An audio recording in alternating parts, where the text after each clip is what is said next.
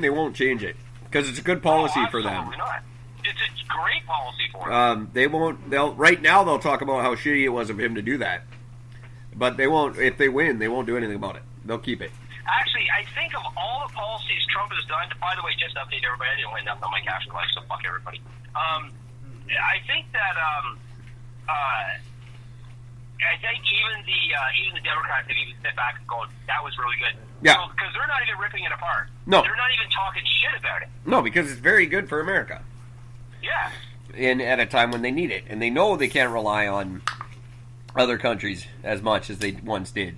They need that. Absolutely. It's going to be interesting, but no, they're not going to affect us. Our leader is very much going to affect us in our relations with them. Our relations with everybody. We're a laughing stock to India. India laughs at us. Oh, they always have. No, but now they're really laughing at us. Yeah, like now of it's course. to the point where they're actually writing articles saying this fucking guy is a fucking tool. Well, yeah. And not a useful one. Just a tool that sits in the drawer you never touch again because it's so useless. No, and India is very smart with who they deal with economically, too, and how they deal with them. We've always had a good relationship with them, but it's always been fairly one-sided. They don't accept a lot of our lumber. Like what we call a grade 1 piece of lumber, they won't even accept. They've got very high standards, funny enough, for all their buildings that fucking collapse with retail workers in them. Yeah, but that's because they don't use lumber. It's just all mud and stick. Yeah, it's true. Another one just did recently. I forget where it was. In Hong Kong, Taiwan, Hong Kong, I think. No, there was one in India. Oh, they just had that massive one in a fucking factory that fucking killed, like, a lot of fucking people. Yeah, Hong Kong goes largely unnoticed by the world because no one cares about them, which is weird, but... Yeah. China wants to take them over. Well, China did, I guess. They went back, but they're not officially part of China, and it's just, I don't know, so much bad shit happens in Hong Kong, and it doesn't get the media attention that it should, but they don't affect anything, really. Other than they make a lot of little plastic things that they don't affect the world, so we don't care when their factories collapse. But I don't even think they make that much of that stuff anymore, because nowadays it's all made in China. So really, I mean, Hong Kong, when was the last time you picked up a toy that said made in Hong Kong? You haven't. It all says made in fucking China now. I'm looking at all my stuff in my room. The first three things I look at, product of China. Yeah, like literally. Or fucking made in Taiwan does not say made in Hong Kong anymore. Our entire show brought to you by China. And also, on that note, our show, if you guys are listening, which is awesome, I think you are, but I think you guys should try listening to us on Radio Public once or twice. How about 3 times, actually? Radio Public, they're a fantastic site. It's really easy. You just go to the App Store or the Google Play Store. You download the app. You don't need a password. You don't need a membership to anything. There's no hidden fees or subscriptions. You just click on the app and you go. It's just like listening to radio. In fact, you can set it to radio mode, and then you might hear a show that you never heard before after you're done listening to me and Gord. And when you do, we get a little something. You should never be done listening to us. When you do, we get a little something out of it.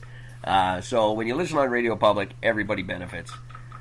So go to Google Play or iTunes App Store, download the Radio Public app now, and start listening to me and Gord. And when I say go to the store, you're not going to a store. You're just moving your hand and pushing a button. So push it over to Radio Public. Your handle that far. And just as long as your dick is, just that little bit. And everybody will benefit there. That's hard to do if we're not going to rehearse that. We're just talking over each other there. Either way. Here we go. Money talk. Here comes the money.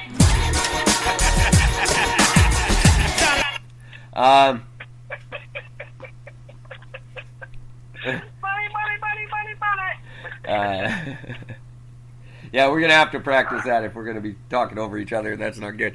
I think when you're doing commercials, I just need to shut up. I just couldn't be bothered that time. No, it's great. It's fantastic. Two voices for Radio Public are better than one. Check them out. And right. I have the app, just for everybody to know. I do have the app. It's on my phone. They better start making with the money, because it's not coming yet. That's it. not to talk about. I had something else here. I don't remember what I had now, and now I don't. I had the retail thing. I had Brian May. I had the FBI finds Trumpy. There was. What the hell was the other big thing? There's another big Trumpy thing, and I don't remember now. God damn it! Oh, I remember now. The murders. Wow, that was insensitive of me. Just slightly. Nope. Murders in northern British Columbia. RCMP working with the Alaskan State Police to figure out the murders of this Australian dude. I'm not even gonna comment on that. It's taking all my energy not to, but Australian couple found dead, northern BC. Now the RCMP and the Alaskan State Troopers are adamantly denying the rumors that a serial killer is at work, and that means that for 100% a serial killer is at work. So we're going to be watching this is like more north than the Highway of Tears, but basically that area again. There's been speculation that it's been a serial killer for a while, and them coming out, this is like Trump saying, I didn't go on the Ramakid plane.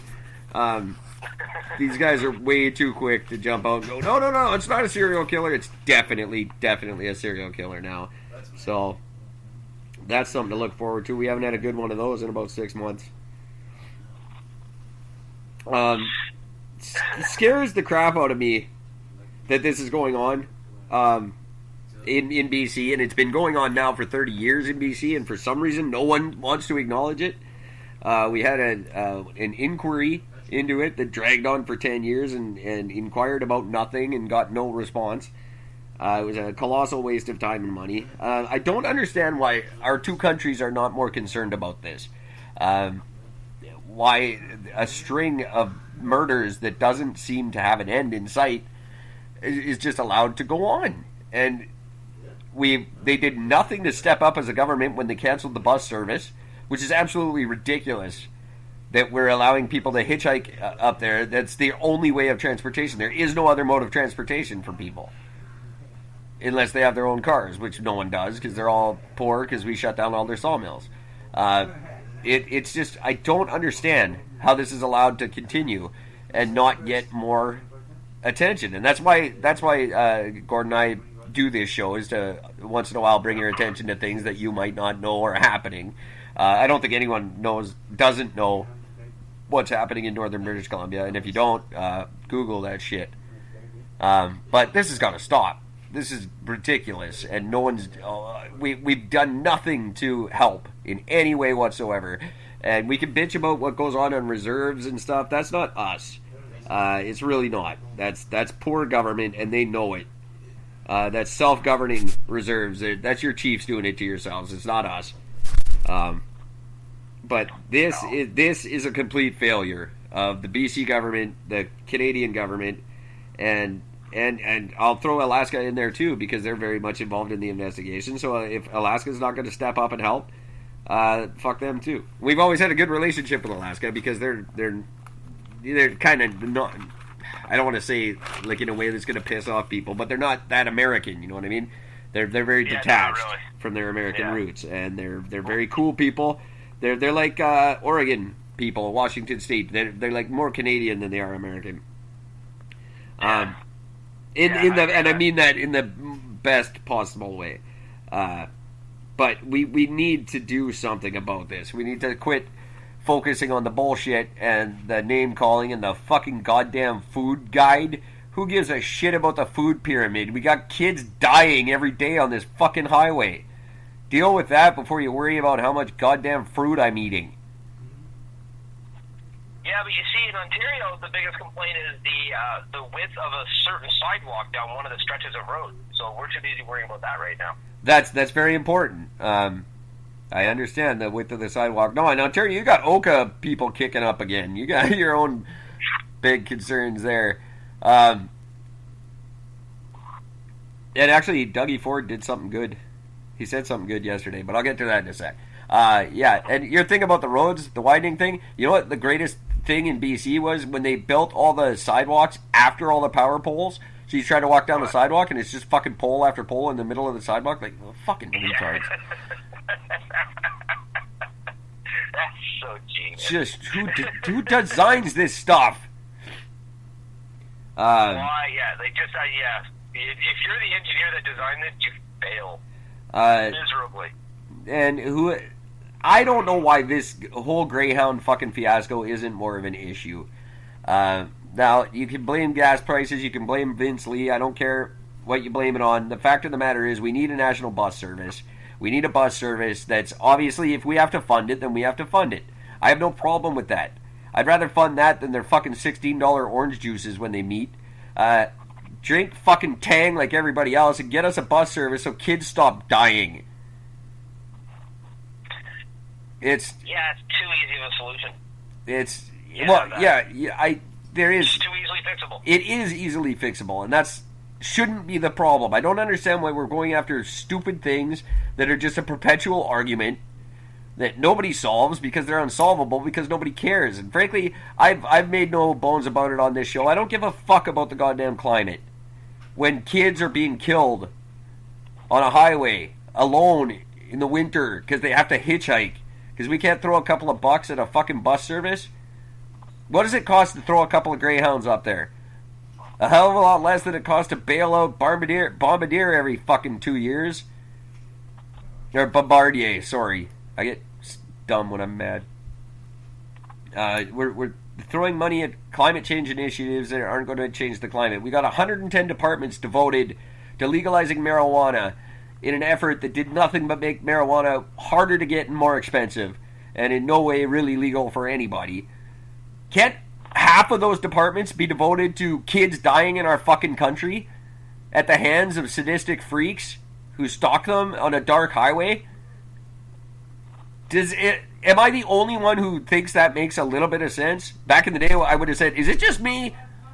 Because that's what the show was called. Go back, listen to them. They're good. I'm sorry. I can't stress this enough. That in my Canada, dead kids come first. And should stop being killed. That just makes sense to me.